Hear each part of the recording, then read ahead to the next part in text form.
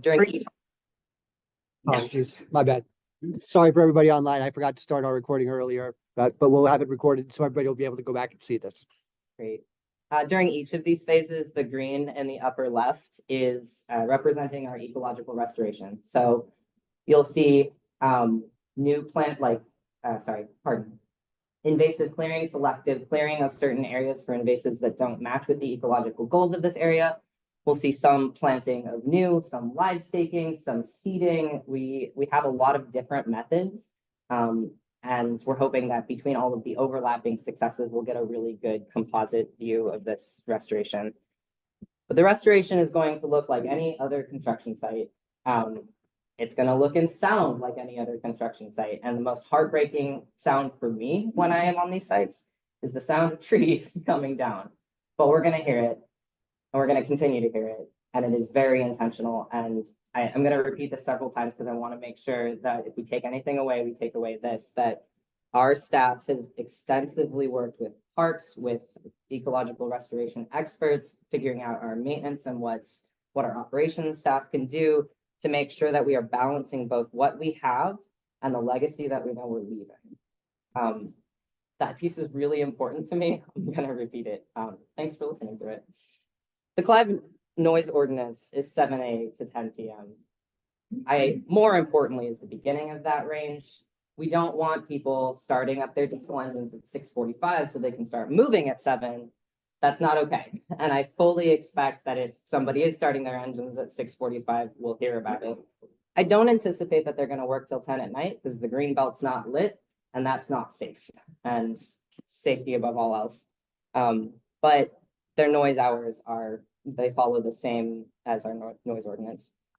You'll see a lot of overlapping construction. So similar to these shots are along Waukees Sewer Project on the east side of Alice's Road. You'll see it get torn up. There will be stockpiles sitting everywhere. You might see places that get re-greened with some of the cover crops, and then we'll be driving back over them again. We're trying to limit the access corridors to the same places so that we can limit as much like actual grading as we can, but there are some travel ways that regardless of what the project is, we're going to need to access it from the same spot. So again, the bulk of the noise could die down, and then another phase of this project could overlap. And that's just going to be part of the way this restoration needs to happen.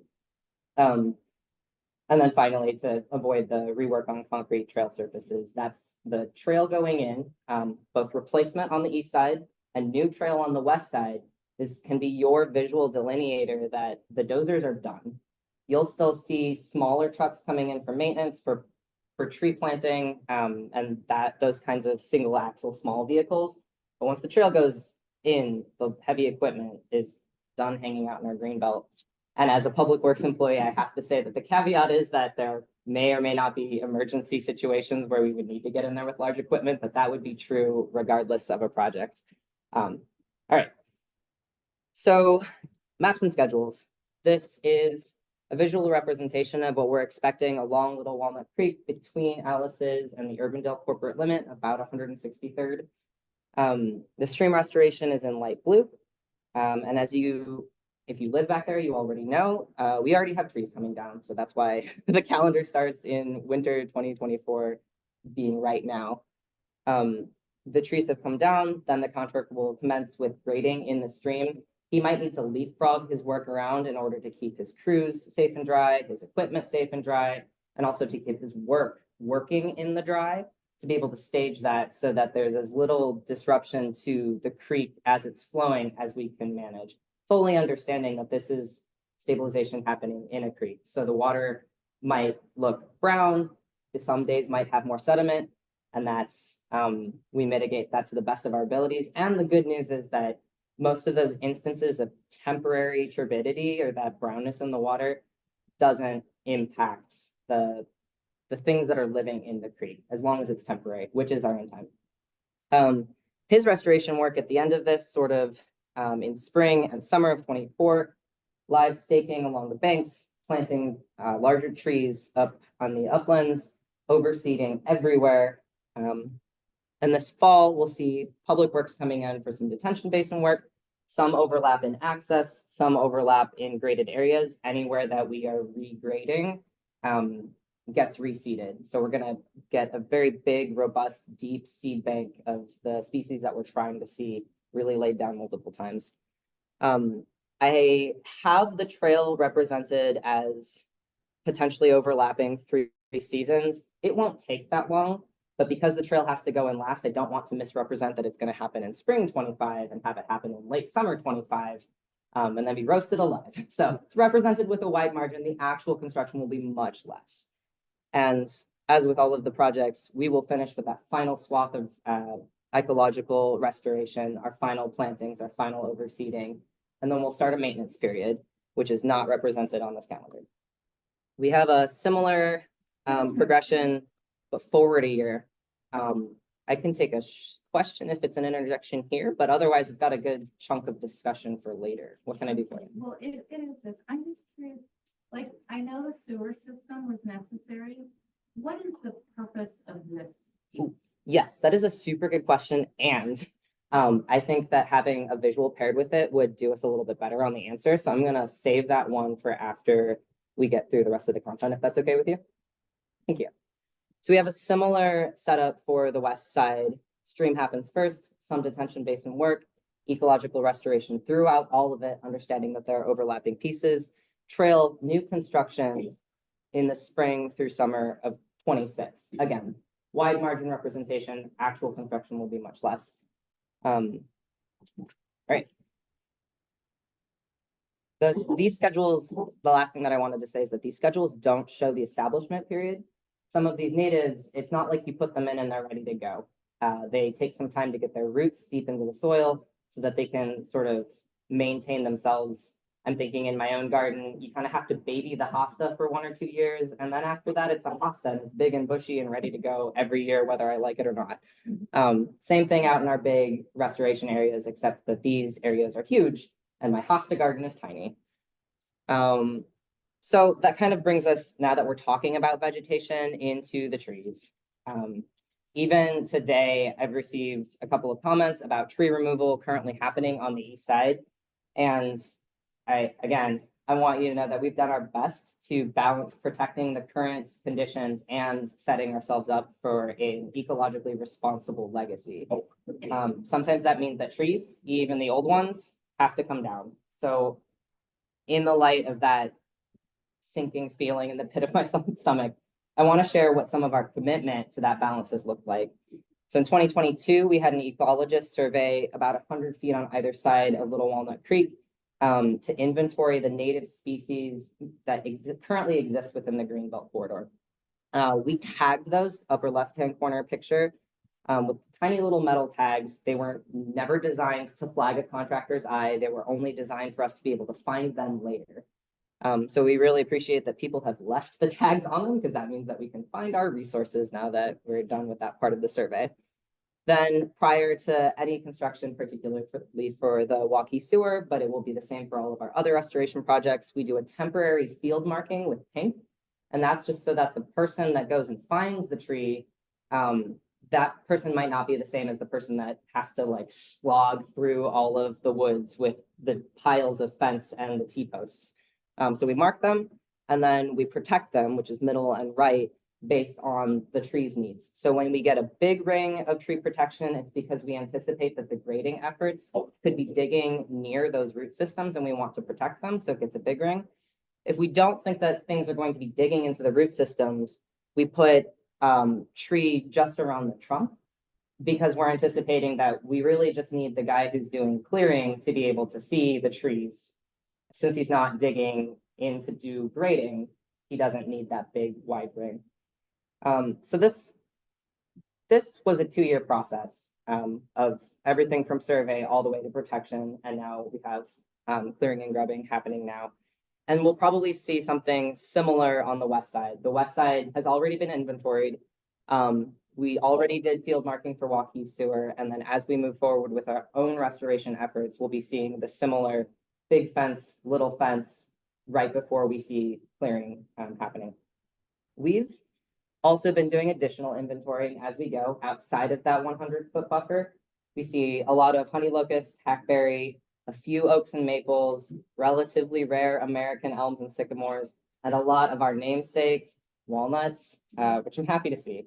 But it's not a very robust list, so our restoration efforts will include expanding that list to over 20 of the species that are recommended by the Iowa DNR for spaces like this. And that's in order to set up this corridor for long-term success and resilience. The same way that each one of those tree stories is individual and specific, that commitment extends to y'all as well. So I understand that people's needs, people's stories, why things are important are different for different people. So this is my invitation to you on the screen for how you can give and receive feedback on what's going on. If you're not already subscribed here, that's what putting your email list in the sign-in sheet does. So you'll be able to stay up to date with those. And if for some reason it gets buried in your inbox, heaven forbid, I like to think that it would be the most exciting thing in your inbox, but acknowledging that it might not be, those very same tweet or emails will be posted to our webpage. So yeah, feel free to reach out, name, address, a little bit about what you're concerned about. That way I can prepare the right materials to really get my head in the game to be able to chat with you.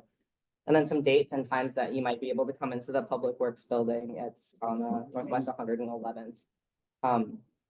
So we're gonna pause on this slide so we can start some discussion, but otherwise I will also be lingering. Yes, thank you, Jim. I printed out a scroll plot in case any of you are more tactile folks. I know I do a lot better with a map that I can write on. So we'll put that down at the table that Mr. McQuillan's sitting at. We brought some Sharpies. So if there's something that you want me to take out of this room today, we can just draw it on a map right now. So we'll have that after our discussion, and I'll hang out as long as we need to, as long as we have the room rented to be able to tactily talk about some of those concerns. So the first thing, I didn't catch your name on the necessity of this project. Yeah, I would just like to know the purpose of like continuing after the sewer and taking out all the vegetation from where the sewer was to the bank. And he's ripping the trees out. I'd like to know the purpose of that. Yeah. So I'll repeat the questions for everybody so they can hear it. So the question was, what is the purpose of removing so much of the vegetation post the sewer work being done? Why is that necessary? I think I got the question right. Yeah, so not that one. This type of restoration, although it has not been done here recently, is pretty typical of restoration projects like that. Like this, which is not all vegetation is created equal. And that is also one of the heartbreaking things about projects like these is you look out during the summer, you see big lush areas, and we don't realize that like our development practices, even our private landscaping practices start creeping into these natural areas and they choke out the native flora and fauna. So in particular, we've got, hold on, I had like a great list. Here we go. Well, a lot of what's out there right now is Siberian elm, honeysuckle, red mulberry. Those things choke out the things that are more resilient, particularly Siberian elm. It doesn't, sorry, this is not a conversation about specific trees. So the reason that we do a lot of clearing is to get those invasives under control.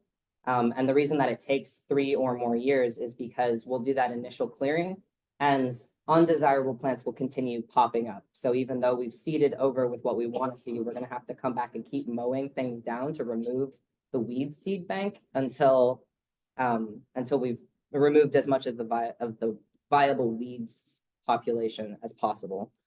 The second reason I think that it hurts so much is that we get really accustomed to seeing these species and thinking that that's normal. And calling back to the gratitude of the legacy from the very first slide, these are plants that settlers, developments, things that were brought in that don't belong here, they're not resilient. When they take over, you end up starting to see some of the bank erosion that we're seeing along Little Walnut Creek is because those root systems didn't evolve with kinds of soils that we have. I could nerd out about restoration practices for forever.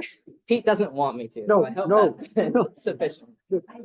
Well, just, yeah, 1 second. So, right, steer me in the right direction here if I get wrong on this. So you may have heard us talk about honeysuckle in particular as a really nasty. I think some of you have actually reached out to us, say, I've got a honeysuckle creeping everywhere in my area of the Greenbelt. That's a good example of an invasive species. It, as Ray's describing, it does a whole host of creates a whole host of issues, but one that we can all see is how it shades out just about everything that's underneath it. Without the good floor level plants, then have a lot of exposed soil that then is very prone to erosion. So as we talk about restoration, we're talking about longevity, as Ray has described, but we're also talking about in the short term and in the medium term, making sure that we set ourselves up for success by settling those soils, keeping them where they're at, and not sending them down the creek. So let's come back to your follow-up in a second, because there are a lot of others who have questions as well, but we'll certainly get back to you. Sir, I saw you. Invasive species, but there were a fair number of walnut trees, some of them smaller, some even quite larger, that were removed. And I really have a hard time understanding why that. Yeah. So the question for folks online was, it seems that more than just invasive species were removed in some of the vegetation management to date, and we're representing that there may even be more that have to be removed as well. And the question is, why do those desirable natives in certain circumstances need to come out? Is that accurate? Okay. Yeah, that was hard to see, wasn't it? That was hard to see, right? But yes. So I saw a lot of walnuts as well. There's sort of a twofold reason. One of them is that we've been trying to increase diversity, and the way that walnuts play with the other trees doesn't always make for a really heterogeneous, diverse landscape. You want some heterogeneity both in species, but also in generation. So you get genetic and generational diversity. So some of the trees that you've seen to protect, some of them are like no wider than a shaka, and some of them are huge. And the answer there is that we want a sustainable succession of when those trees are both living and dying, understanding that both live and dead trees provide habitat opportunities. But 100%, there were walnuts that came out. There's a really huge cottonwood right at the 90-degree turn on the west side that we tried to move around, but because the sewer was so deep, there was no way we could change the grading limits. And that was probably the biggest tree that we have west of Alice's, and it had to come down. So some of the reasons is for grading, but some of the reasons are for very specific selection of what we want to maintain going forward, if that makes sense. We're gonna have some walnut, right? So Absolutely. Percentage of what we can have X percentage walnut. It's not as if we said no more than 10% walnut. We just understand that walnuts tend to volunteer really readily. And so saving a few of them now will lead to a lot of them later. So they're not on the planting list, and we expect that they'll bounce back pretty readily because of their growth habits. One other note on that too, as you've heard from previous engagements, is that a lot of this woody material is important for us to be able to take now and hold in that space, because that's what we'll be using to do the stabilization work in certain areas throughout the creek corridor. So it's not like these are just going down and are going away. They're getting repurposed in many circumstances for additional habitat, or also just to do that stabilization work. So let's take a question just from online real fast, because I want to make sure everybody on Zoom feels like they're still part of this discussion, and then sir, we'll come over to your question next. If you don't mind, I just wanted to add that we do have some examples of using that woody material. We just finished an in-house project for Indian Hills Woods that you have to use them within a certain amount of time of felling them, because that's when they're the most dense and they'll hold their water. But using that material instead of applying riprap from bottom to top of slope, right? We prefer to be using natural materials for a softer stabilization than necessarily armoring the entire bank slope. So I just wanted to add that to Pete's comment on the way we're using some of these resources. Is that the hardwoods like walnut actually make really good stabilization materials too. So the question online, just want to make sure I get the question for the folks online. The question is, with funding, will this project require assessments, or is the money already allocated for this project? No, this project will not require assessments. The dollars are programmed in our capital improvement plan. And in addition to that, the city has secured extensive grants to help offset the cost that otherwise would go on other revenue sources for the city, like property taxes. That aggressive approach to making sure we get as much grant funding as we can is woven into the DNA of Clive. It's a big reason why we're able to sustain the low taxes that all of us enjoy. Okay, Matt, you were waiting patiently. I have two questions, actually. I feel entitled to them because I waited so long. So, the first question is, you talked about replanting trees of different heights. Different sizes, you said? We left trees of different sizes. But the first thing you said is also true. We have certain calipers going in, and then the live stakes are only half an inch. And they get So like tiny whips. half of an inch is the largest trees. that No, go half of an inch is the smallest that goes in. And What are then the largest? other calipers. I don't have the plan set directly on me, but if you're asking if we're gonna bring in the big, 4 inches, it's been sitting in a nursery for however long, that's not in our replanting plan now. Okay, and then the next question is the clearing that hasn't happened yet on the east side, I think you said? That there's more clearing to be done, right? The Mhm. clearing was done on one side and there's more clearing to be done. Mhm. How much square footage, acres or feet or just a visual of an area is that has to be cleared that hasn't been cleared yet? So In other words, how many more trees are we going to? Yes. So the question for everybody online is, on the east side of Alice's Road, there will be additional trees that need to come down. The question is, how many more trees or how much more area of forested area will be coming down? So a good representation of the area is everywhere that's in green. We will have some kind of clearing activities, whether or not it's clearing and grubbing where it comes up by the root ball or clearing just to the ground, depends on the kind of restoration that we're doing. But all of the clearing that happens on Clive city/park property. And I think I've belabored the point on what we're trying to say, but I don't have a number of how many trees come down. But we did notice that on the west side, outside of that 100-foot corridor, particularly north of the creek, we just saw a lot of cedar and Siberian elm, and neither of those are conducive to the riparian ecology that we're aiming for in this area that is a riparian corridor. Can I get this online, a copy of this? I can have an idea where this is. Sure, yeah, and then we'll also be posting project updates. One thing I want everybody to understand, we're dealing with organic material. And when we get in there and start digging in the dirt and playing with trees, there are a lot of things that are going to be beyond what we can control, very different than if we're pouring concrete, for example. And that can create some variance from what's in the plans today. So please understand, just by the nature of the work that we're doing, there needs to be some understanding that not every tree we've marked to save is going to necessarily make it. So, sir, you were waiting patiently. Thank you. I want to go back to the trees that have been taken out, and I guess the ones that are going to be taken out, but there's a bunch of logs down there. Are all of those logs going to be used in this project? Are you going to be hauling trees out of there?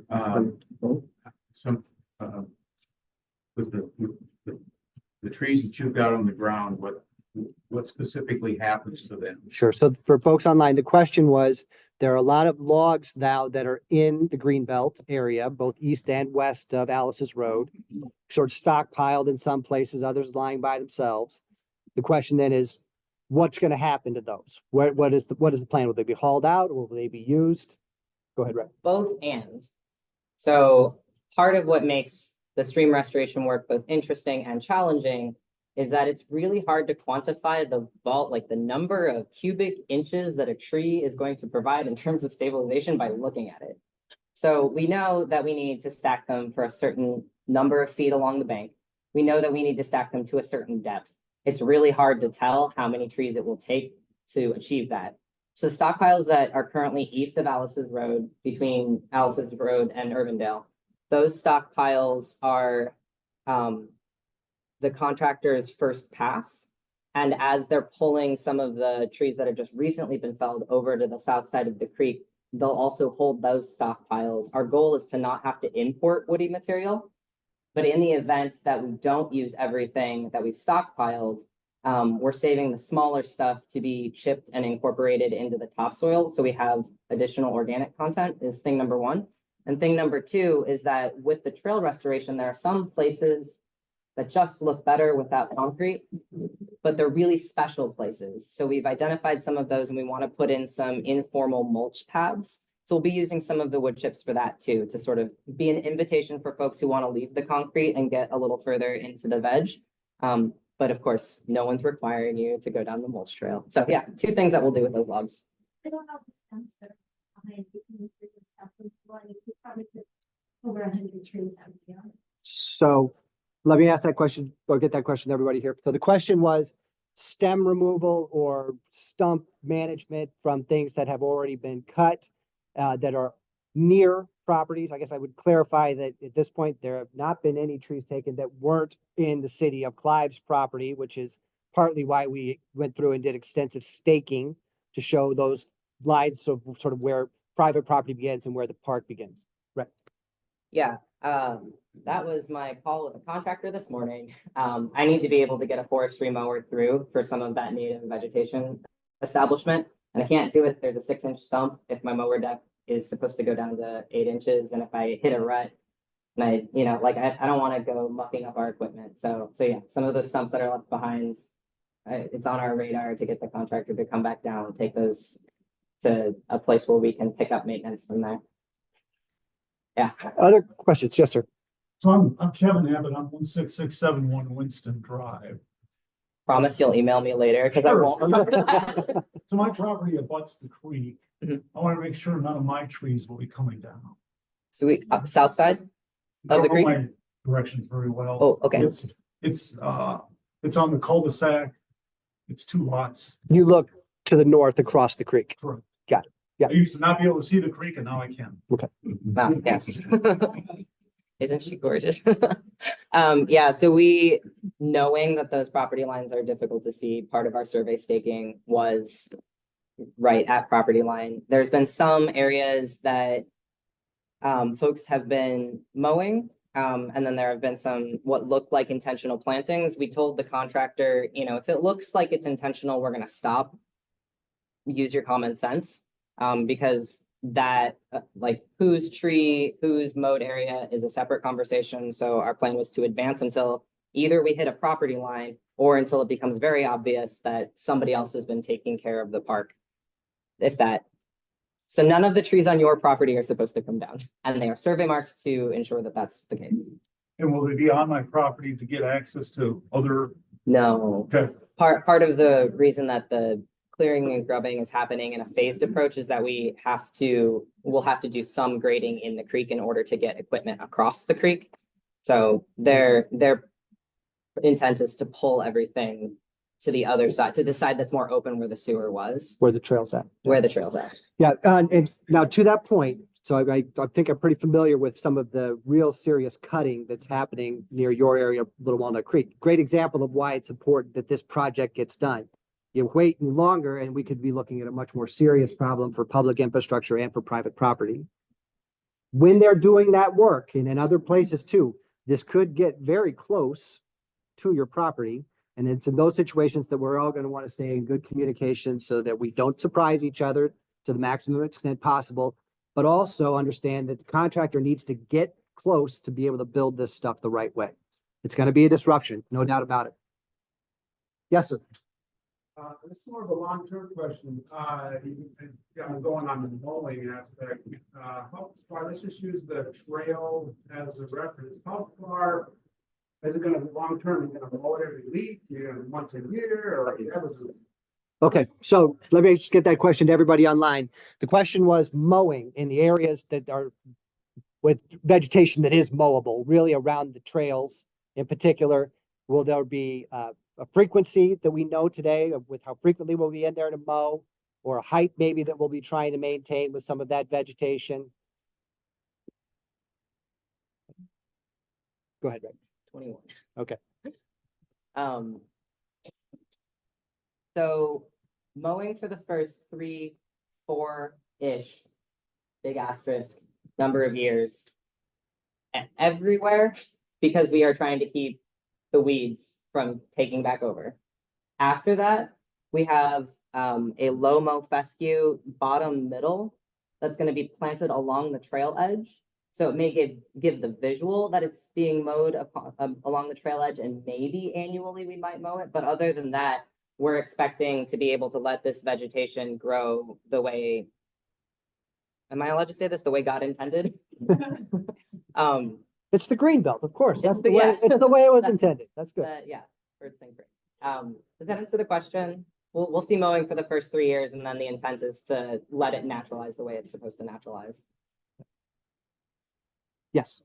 So invasive species like the trees, we keep talking about that, so that's what we're doing, we're stabilizing them. So my question is, like, in 20, 30 years from now, are we going to have to do this project again? Is it gonna come back? So that's really smart question. This type of activity is like a lot of other types of infrastructure. Think of this as sort of the green infrastructure compared to the gray infrastructure. And like all infrastructure, it takes maintenance. What all of you should feel confident about is that we have a plan to maintain these green spaces as we've been maintaining the rest of the green belt and other natural spaces in Clive. When we look at our resident survey data, we consistently see that this type of work, keeping these natural spaces looking great and accessible to folks, are some of the highest priorities for Clive residents. It's a big part of what gives our community identity, makes our properties valuable, makes our neighborhoods wonderful places to live. And so that's why we are being very intentional about our plan today, about how we get started on the right foot, but also have a plan for how we're going to maintain it long term. And gentlemen in the yellow, did you have your hand up earlier? Or? You did indeed. To answer my question in part, not in total. I'm concerned, and the consensus in the room has a propensity to skew toward what you're taking out. I'd like to ask you in terms of number. I saw the schematics and all the specimens and all the trees that are going back in. Can you give me a rough number about what's going to be replanted? Sure. So the question for folks online was, we've talked a lot about what's coming out. The gentleman asked, what now are the numbers or volume of plants that are going in? And so what are some of the types of those plants, maybe the split between trees and other types of plants that are going in? I can go so many ways with that. Are you asking, so I don't have the number, like the line quantity of the number of trees that we're paying the contractor to put in sometime in the next 6 months off the top of my head. I can get that number if that's the number you're interested in.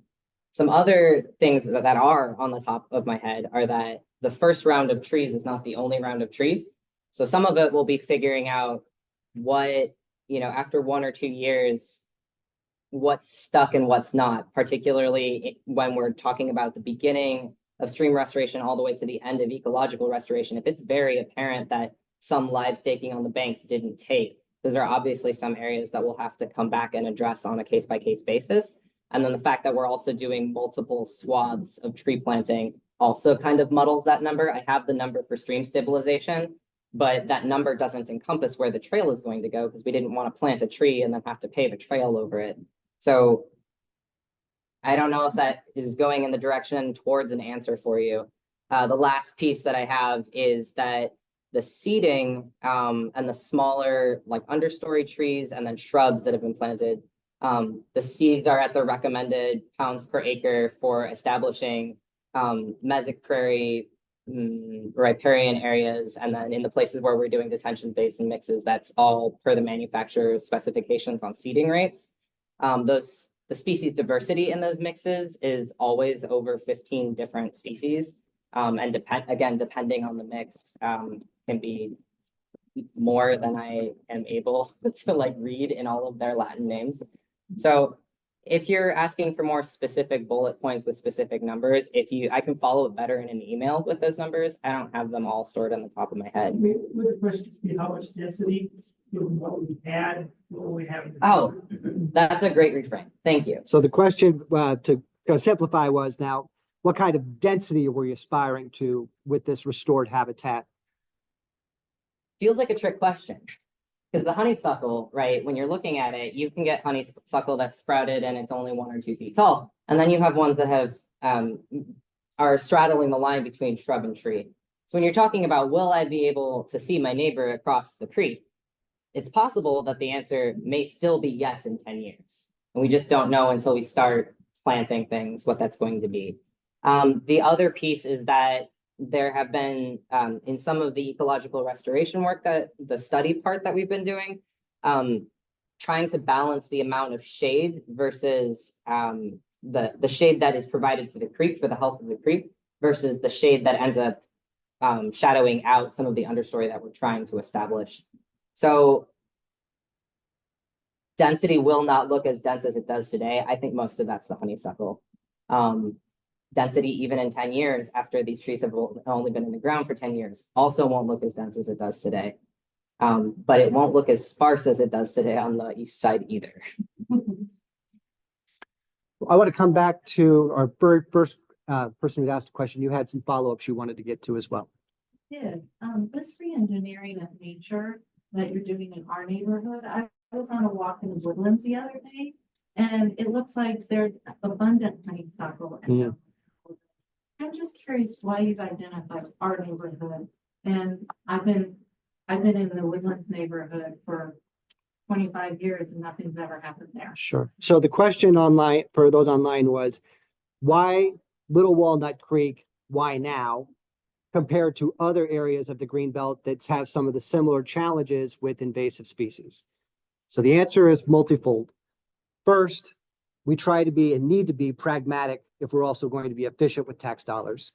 The fact that Waukee had already said that they wanted to come through this corridor and put the sewer meant that if we came out on the heels of that project, we wouldn't have to necessarily remobilize and do all the clearing again when we would want to come in with the trail west of Alice's Road, and also to necessarily come in and do the stream bank stabilization, which I have to emphasize, there are so many areas on this creek where the cutting and spreading is happening rapidly that we could have been in real trouble, and a lot of private property could have been in trouble as well. So timing was essential here. To your point about other places where we have invasive honeysuckle, I would say that one of my favorite places, and a place many of you may be familiar with in the Greenbelt too, is kind of from Campbell Recreation Bridge east underneath the interstate and all the way over to Porter Shelter. Now that's an area of the Greenbelt where we've been very, very active with vegetation management.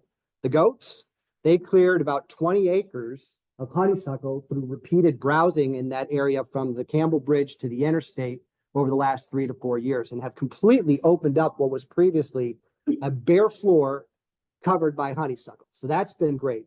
If you go even further east, where we've restored the oxbows over by the Clive Aquatic Center and over toward Porter Shelter, that's an area where there was also a lot of invasive species, and we had to take down a lot of mulberry, and that's in that place.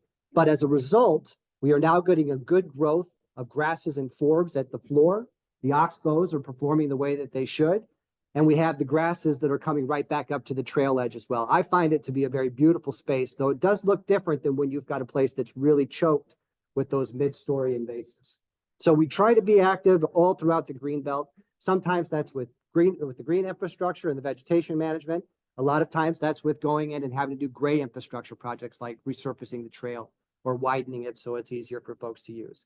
It's a constant management project. Infrastructure doesn't just take care of itself. We've got to be prepared to keep working with it year after year.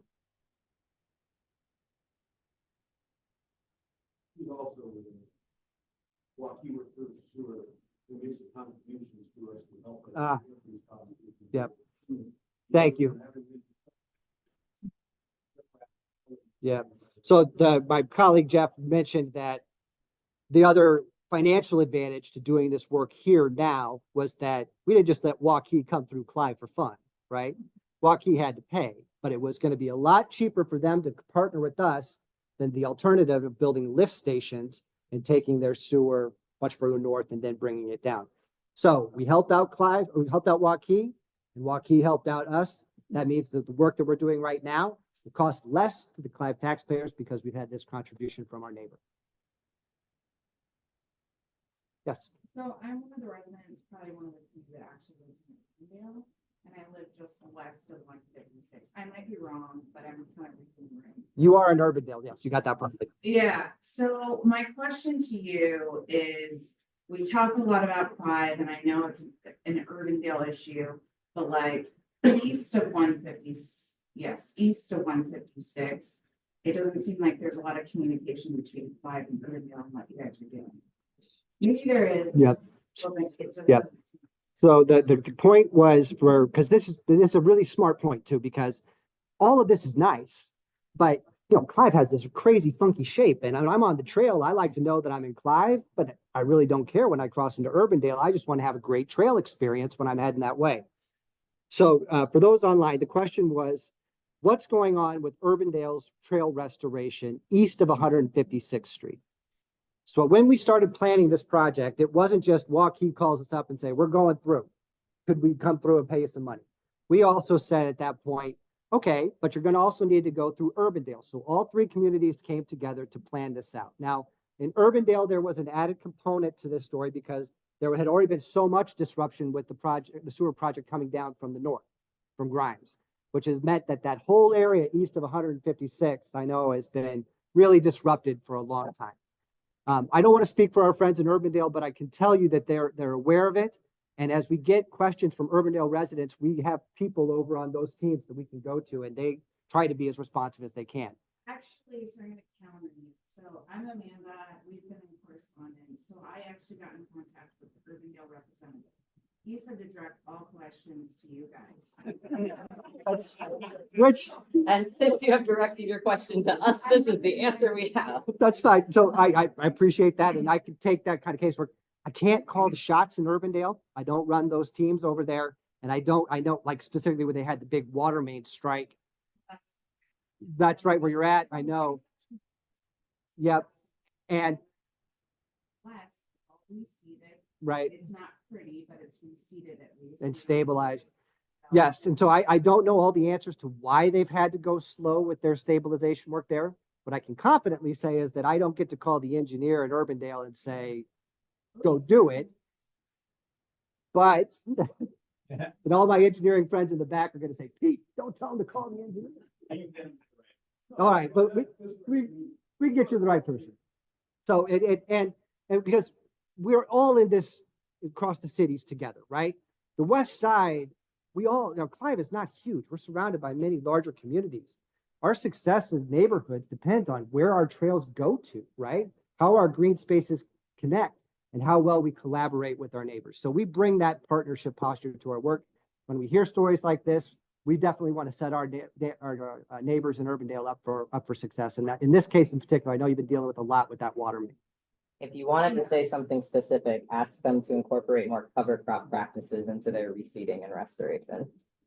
Well, I'm just surprised, this is not a question, this is more of a statement. I'm surprised with Clive touching so many different cities that and Urbandale does too. Waukee does as well. We all have weird boundaries, study all the school maps. It's insane to me.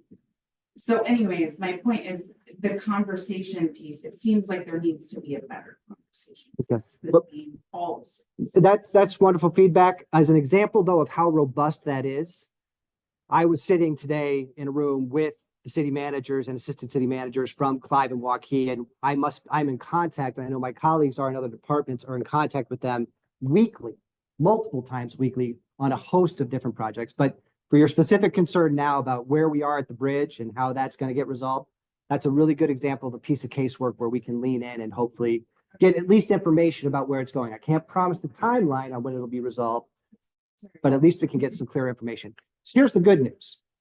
As you head east on that trail, we used to have to jog around a lot in over there and really didn't have a good way to make it further east and down to the Raccoon River Trail. As part of this project, Urbandale will be building a small bridge across that drainage so they can go and connect better with its regional trail network. So for all of you who enjoy walking east, you're going to have new places where you're going to be able to go and explore.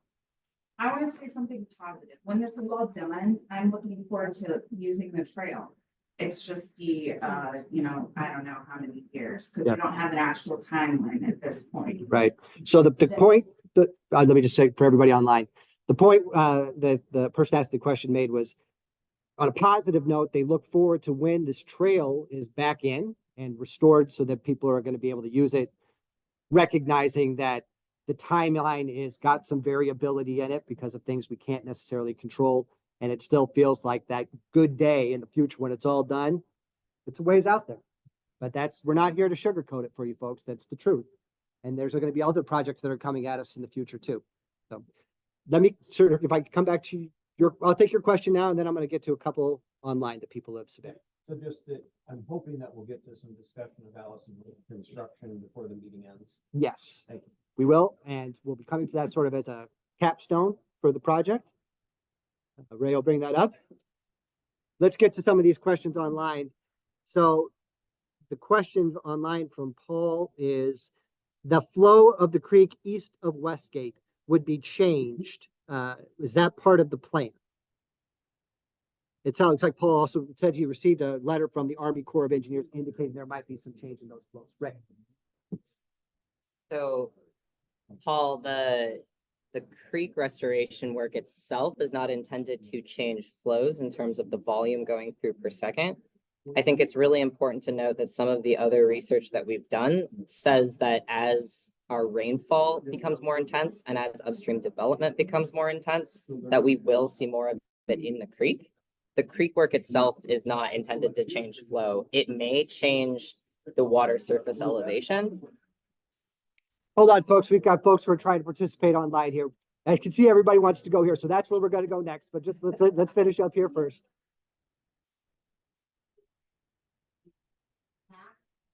Of the creek.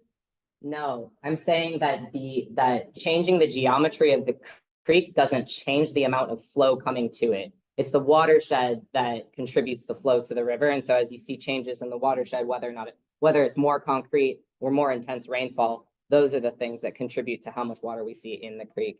Paul, I hope that answered your question online. Yeah. So let's address that very quickly too, because again, we're working with things that are organic. And as much as we would like to pin them in place, and as much as we can do to armor the banks and the places and put down that tow wood to break up the flows of the water and its power, it's still a creek, and a creek needs to have the space to be able to move and to change its course and go where it's going to go. As we introduce more impervious area upstream in Waukee, that water is going to come at us, and it's going to come at us with power. And as it moves fast and with power, it has the potential to do more of that cutting and spreading. One more example of why we have to be on top of managing these natural spaces and taking care of the infrastructure. We are not representing today that the creek is going to always stay where it is today or at where it is after we've put it there. We're going to need to keep paying attention to how it evolves over time, how it's moving toward our public infrastructure, how it's moving toward our private property as well. It's going to be working, all of us working together and living alongside this creek that's going to get us to success. Pete, I want to add, and Karen, the slide is for you. So there are some places where we have very alarming banks very close to property lines. None of our project work is grading outside of Clive's property limits, for better or for worse.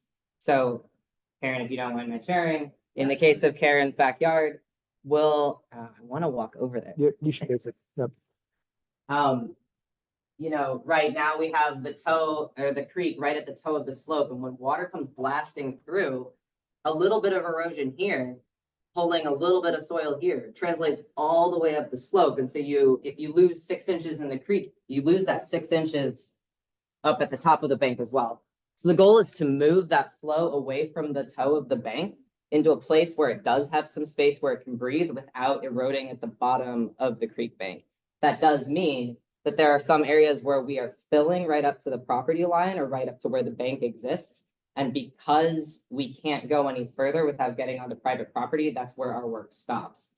It's an artifact of the grading limits, but the good news is that the cause of the erosion, that creek being right at the toe of the bank, we're part of the bird's eye view, the plan view changes that we've made to the creek geometry are specifically with that in mind, to put the creek back somewhere where it can breathe a little without feeling constricted by the hug of the property lines. Okay. All right. So before we go over to talk about Alice's Road, let's make sure we cover the other remaining questions about the Little Walnut Creek project. Just to clarify, I see a pink ribbon, that tree's going to be saved. Are all of the trees then in the area going to be taken out, or you're reevaluating the still to make keep some within that area? If you see a pink ribbon, we're still trying to figure it out. Whether that means it's a pink ribbon because I've flagged it and park staff needs to go out and confirm the species size that it matches the intents of the plan. Or if me and a guy from parks have gone out and tagged everything and that's for the contractor to go follow up with fencing, the pink really represents interim condition. We're trying to figure it out and make sure that we're saving as much as we can in the places it makes sense. And we're making sure that we don't just paint with a broad brush, because when we paint with a broad brush, that's how we lose more than we intended. So the pink ribbons mean nothing other than we're working on it. And if you have a question, those are the kinds of things I would love to hear. Are you going to mark what will be to go? So, pointing back, and I don't want to say that this is everywhere, but on an earlier slide, we showed those fences, those orange snow fences that were around areas where we wanted to protect either the roots underneath or the tree above, or even collections of trees in some situations. So that's going to be your stronger indication that we're going to be able to try our best to preserve those trees. Now, that said, we are working with organic material.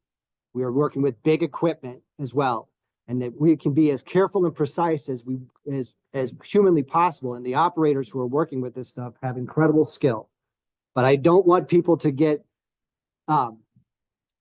necessarily like 100% confidence or to be disappointed later on if something changes in the course of doing this work that it may be beyond our control and it means that we lose a few more of those trees in the area. I'm not clear that means everything else goes.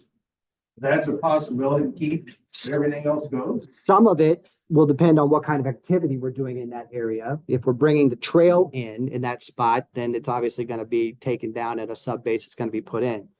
But if we're doing in an area something more on the stream bank, it could be that some of that is going to be preserved or could be preserved even if it wasn't marked. But it's just going to be difficult for us to speak authoritatively and with that type of precision until we're actually out there doing this infrastructure improvement. I wish I could give you more clarity on that, but we're going to have, this is the nature of the work. Yes, sir. I have a question there. According to the prints, there's a natural wetland area near our property. And wondered what, as far as tree removal, what that's going to look like. Help us out with your location. That This would be the end of 168th Court. 168th court. So for those online, the question was, there are a couple of areas that are identified as natural wetlands or constructed wetlands that will be getting some attention in this project. And the question is, what will the tree removal look like or the vegetation management look like around that wetland? There are two wetlands that I'm thinking of, and so you'll have to help me out on which one we're talking about. And I'm sorry, I'm going to give you all vertigo again. Ray, you and I talked about it. You called it frog pond. Yes, okay. Okay. So, man, I'm gonna use this pencil. Not quite tall enough. So the basin directly above is the one that we're gonna work on. There's a frog pond and an oxbow. I'm expecting that after we finish our detention basin work, that this frog pond, instead of looking dry and sad, will have the water that it had prior to development, which was prior to redirecting all of that surface water flow into drainage paths that don't match the conditions that these wetlands developed under. So that sounded like an open-ended question, but am I missing more? No, it's just how much, that hasn't been touched by any machinery, luckily yet. So, I mean, is it going to be cleared as Oh, way behind my Just house? like the other side of that access path. You Yes. completely decimated it, and that side hasn't been touched. well, we've more than decimated. There's less than a tenth standing. So part of that is because the detention basin work, that berm that runs, so like in between the retaining wall and the berm is a stormwater facility. And the access to the work that we need to do is going to be coming up from the south because we have no intention of driving down the trail. So part of the tree removal in that area is so that we can get the equipment to the stormwater facility, which is a utility that this is part of it. Regular but intermittent maintenance. But you're right, all of those trees are gone. That's not our intention to perform that extensive clearing east of that access point. And then to your point on natural features, some of the treated effluent that comes out of that detention basin work is intended to feed the frog pond. So you actually get this really, like, somebody please take me up on my offer to go on a tour because it will be really cool. We will go from like the stormwater pipe to a treatment facility to the frog pond where it gets additional denitrification, to the oxbow where it does additional nutrient processing, down to the creek that we just stabilized. Like, it's gonna be so cool. Somebody please say yes. Maybe not. I think follow up on that. Yeah. You're talking about the detention pond, so I think that's where we have that. Mhm. So what is that? What is gonna happen with that? You're taking it down more, the berm is there now, is it going lower? What's happening there? So very conceptual bubble diagram. These are not real engineering documents. I know what's green or what. Yeah, so this, this, 68. yes. So the top one, 168th court, is the trail that goes on the east, the right-hand side of the map, and then 169th is that trail that comes down west of the detention basin.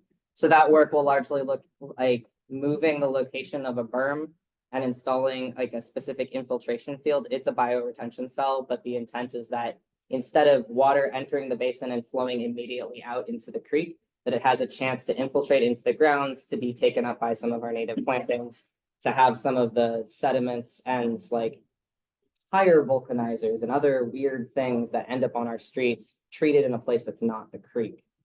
So that work, when we're talking about construction, the clearing's already happened. There will be some grading. There will be an even bigger hole in the ground, and then we'll backfill it with very specific filtering materials.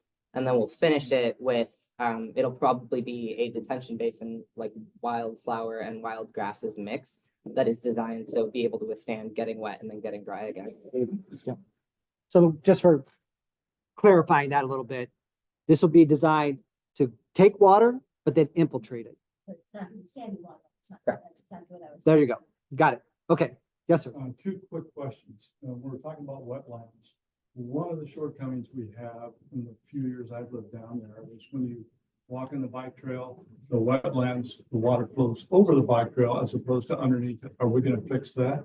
That's the goal. So That's the the goal, two okay. things that we have, one is that this is in a floodplain, so we have to be a little careful with the grading of the trail that we're putting back. We don't want to put in something that looks like a levee and then have somebody call us on it looking like a levee.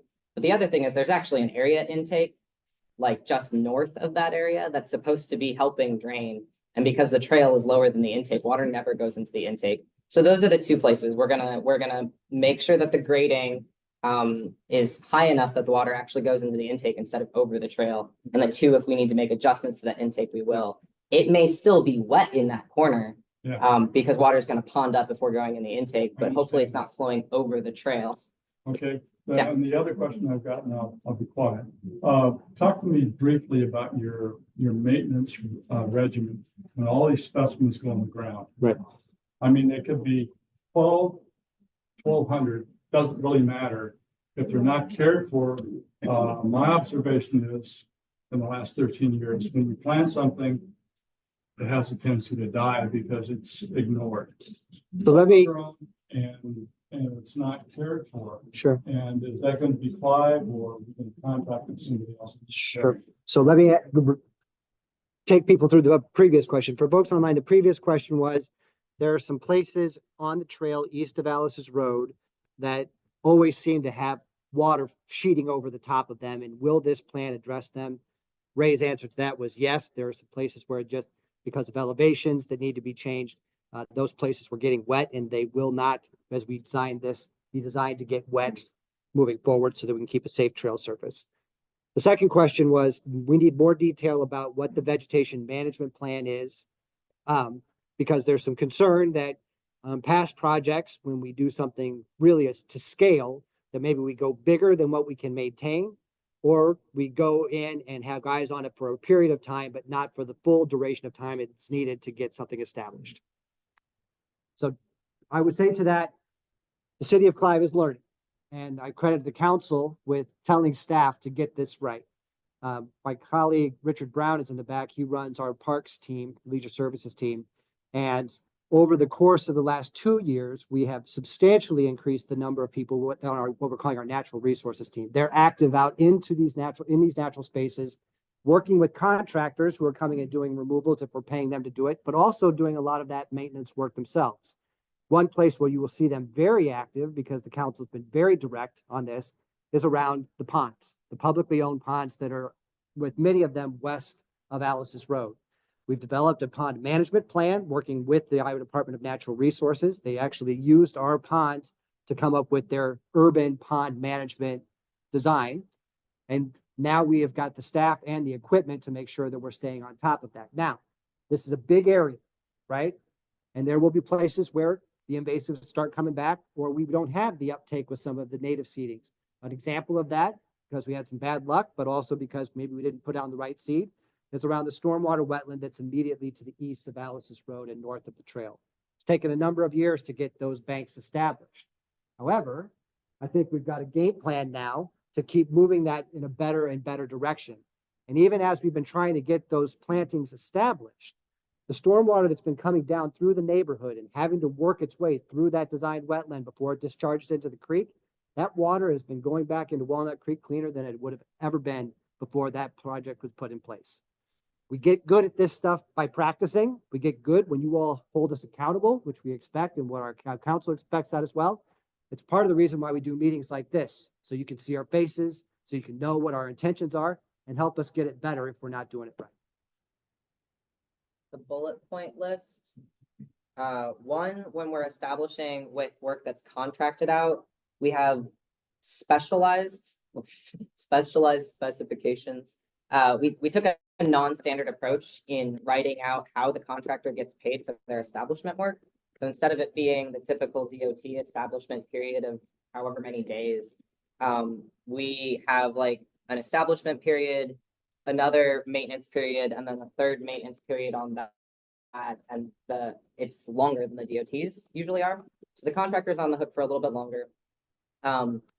Is number one on the contract side. On the maintenance side, we are all gearing up to figuring out how is it in-house, how much of it gets contracted out. But we already have the ecological restoration plan on what those individual activities need to look like. So here we have a prescriptive calendar that says you're going to go out quarterly and look at these things. And depending on what you see, you will take these steps. We haven't figured out who's going to do these steps of that flow chart, but we have a much, now that we've done this a few times, we have a much better feel for what the flow chart needs to look like in order to understand when we need to activate and what we need to be doing.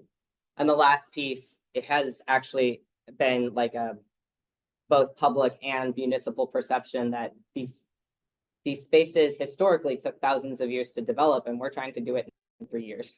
So understanding that that's a lot of care, a lot of effort, a lot of attention, and that to your point, you really can't do it halfway. I want to be respectful of time. Any last questions about this before we talk about Alice's Road?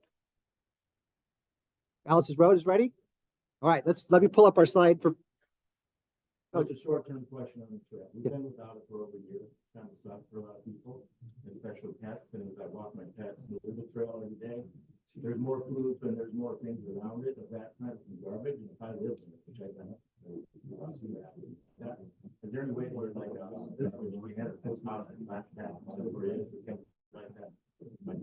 Yep. So the question was, even though the trail is closed right now, there are people who are still using it. And they are bringing what people do, bring into the Greenbelt with their pets. They bring in the poop, they bring the poop bags, they bring trash and things like that. So my first answer is trail's closed. Don't use the trail.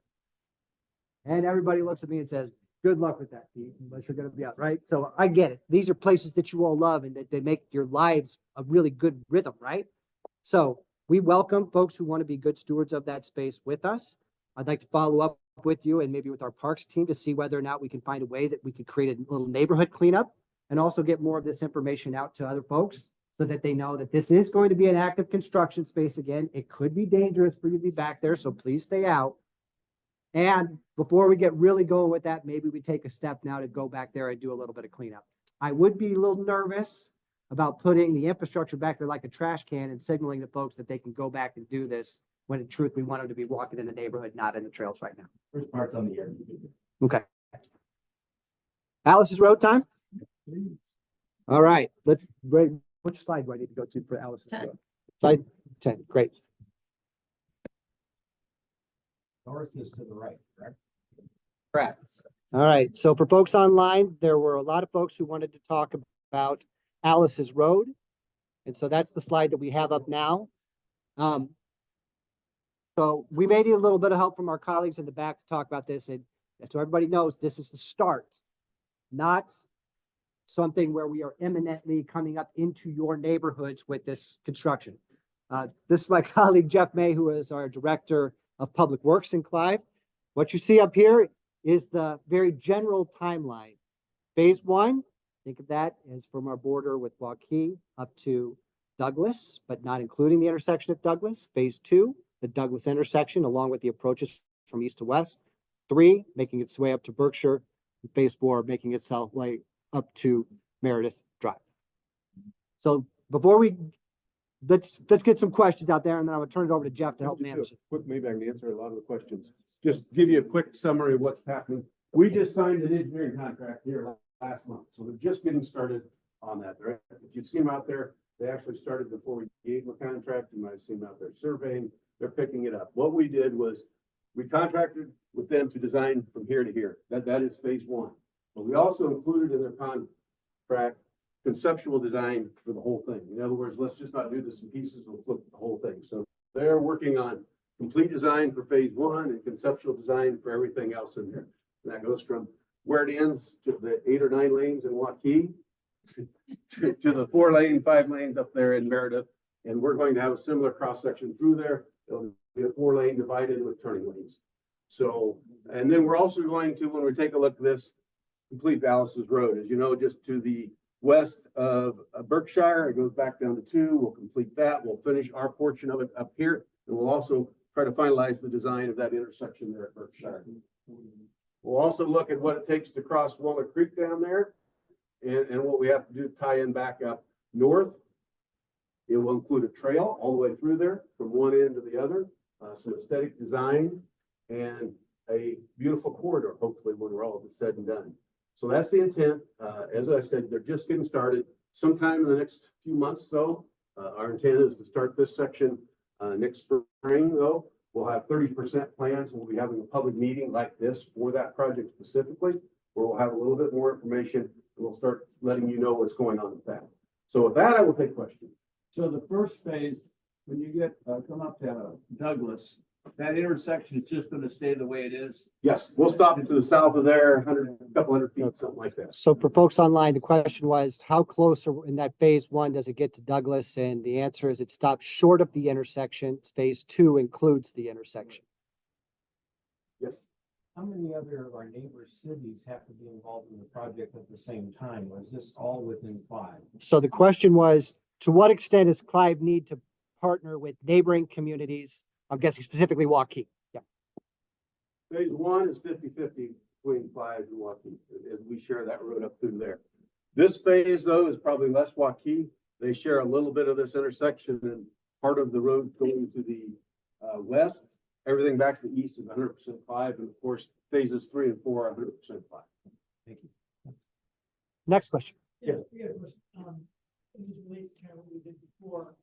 What plans are, in those early, but to mitigate the noise coming off of Alice's Road? Alice's Road got ribs in it. It's fairly noisy. We have nice trees, really buffered that. They're gone. So what are we gonna do in the plan to mitigate that noise when we expand the road? So the question was, Yeah. That area right in there where the road's pretty high. And no shelter. sure. So the question for those online was noise coming from the road as it's expanded and is also approaching some areas that were more vegetated in the past than they are now, and maybe will be for some time. What are the plans to do any sound mitigation? We will be taking a look at that as part of the project. It will be posted at 35 miles an hour more than likely when we're done. I'm not committing to that, but that is the intent, which would help a little bit with the noise. Can't eliminate it 100%. I mean, there's going to be vehicles back there, but we'll do our best to look at those things, whether it's planting, screenings, vegetation along there, green belt, especially we'll be looking as we get down into that area.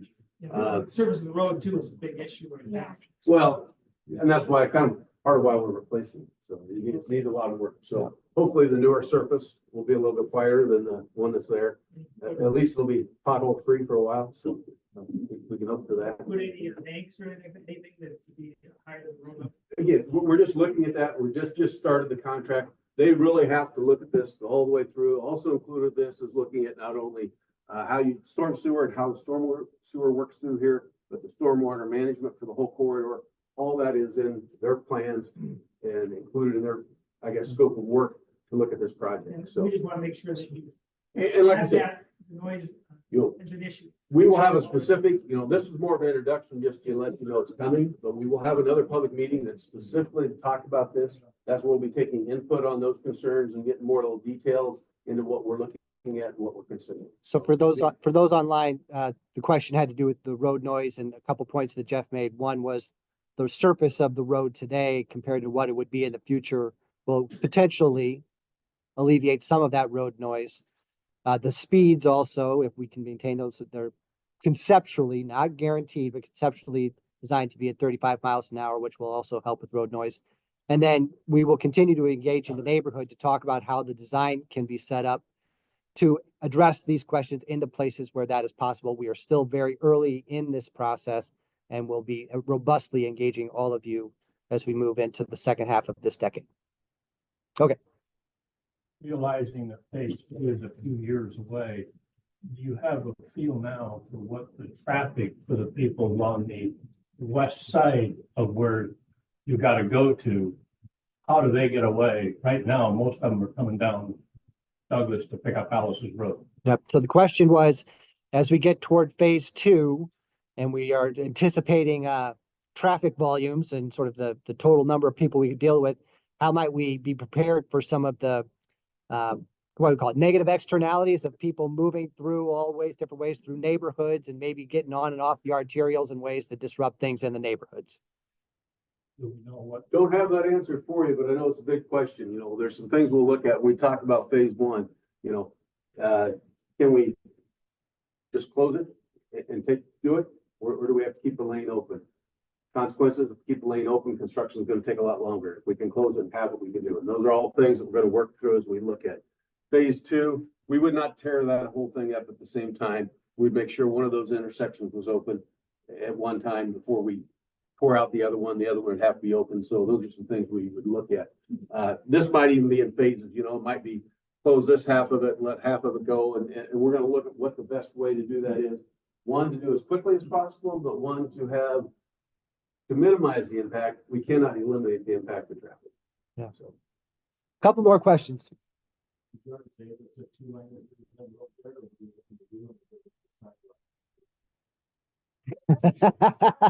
So the question, let me see if I can get this exactly right, because that was good. Is it going to be a 2-lane or 3-lane? Is there going to be a sidewalk next to it, which this gentleman does not want? There will be 4 lanes, 2 lanes north, 2 lanes south, turning lanes in the middle, divided median in the middle. There will be a sidewalk on one side and there will be a trail on the other. There's a sidewalk in the beat on the right side. No. Sidewalk or trail? Trails on the west. Sides on the east. Yep. So the question was, which side was the trail or the sidewalk? Right now for this corridor, working from south to north, the plan is for the trail to be on the west side of the street with a sidewalk with pavement on the east side of the street. And that's currently dictated by Waukees Trail, and it starts on the west side, ends on the west side down here, and Urbandale's Trail is on the west side up there. So that's the preliminaries. And the question was the difference between trail and a sidewalk. Yeah, it's width. It's width, it's 3 feet, I guess. It's 5 foot versus 8. We're gonna have a 4-lane road back there and a trail on the side. Yes. My backyard is Alice's Road. That's a lot of stuff going on back there. Supposed to be done. But it's just a lot of stuff going on. Yeah. Come back into our territory. Like I said, when we have this next meeting, we'll have some cross sections, we'll have some pictures, we'll have a lot more information to be able to show you what's planned to go through there. Again, at this time, it's just preliminary introductions to it. Why don't we take maybe 2 more questions? I see 3 hands up right now. If we can make them quick, so I want to be respectful of everybody's time. We've gone for about 90 minutes. And I also want people who want to talk with Ray or other staff about specific things, if they have time to do that tonight before we have to let our friends here at the school get home tonight. They've got families too. And I'll be around afterwards if you need other questions. Right. So I think I saw 1, 2, and then there was another one in the back that, yep, 3 back there. So let's start up here in front. I think mine's just more of an observation. It sounds like you're describing Grand Prairie Parkway from Hickman down to University as far as what this will width and median and so forth. Is that accurate? So the question was, if they were looking for something in the ground, on the ground today that they could look at, that what this might look like, would it look like Grand Prairie Parkway looks like in Waukee and in West Des Moines area right now? Or would it look like something different than that? Geometry wise, 2 lanes each way with turning lanes will probably be the same. Our hope is to incorporate some aesthetics, some improvements in there that make it a little more nature looking, not maybe just as barren as what I think of when I drive through there. I'm trying to think the last time I drove there that may have changed, so I don't want to say anything, but we want to make this something that kind of mimics Clive and Waukee's themes, as far as the wilds and things like that, and put some improvements in there that make this an attractive port. Another corridor to maybe look at would be 128th Street in Clive. So that's right between West Des Moines. And so that's another one where you've got 2 and turning lanes that go in, but then a lot of those natural treatments that are in the middle and a lot of those mature trees that have grown up over time. Doesn't happen overnight, but that's the kind of the Clive way. We really appreciate these natural touches. And then that was in the middle. Yes, ma'am. Homes in phase 3 that are really close to the road now, are those gonna be level as you build the trail? So the question was, will there be any homes that are in phase 3? I assume you mean on the east side of Alice's Road. It should be on the west side of Alice's Road. Will those be removed? Will need to be removed for the road improvements? Because remember, the road is getting much wider. We're not talking about ditches anymore, right? This is an urbanized section. Jeff. We will have to fire some right away through there. What that ultimately looks like, I can't say for sure, but more than likely, we will have to fire most of those homes through there. And we've been actively doing that for a number of years, anticipating that this infrastructure improvement would need to happen. At this point, they've all been voluntary. Last question then in the back.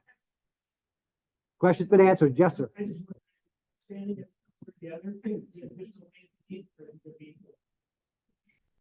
Oh, will the center be the center today, or will it slide east-west? Okay. So the question is, the road alignment, will it be sliding east or west, or more or less be lane center the way it is today?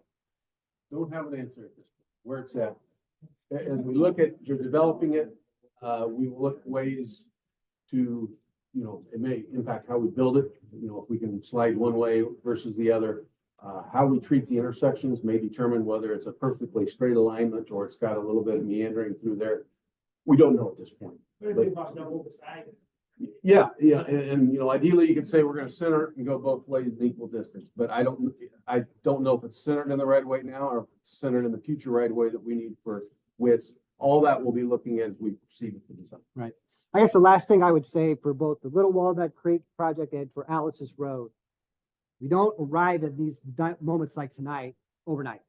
There's been extensive thought that's gone into it and a extensive questioning and accountability that the council has provided to staff to say, is this really what we're ready to do? Is this what the neighborhood wants to have done? Is this what we represented when we started planning this through our comp plan? There's a lot of accountability that gets us to a day like today, and it doesn't stop today. We need to continue to have these kinds of conversations to get this built the right way.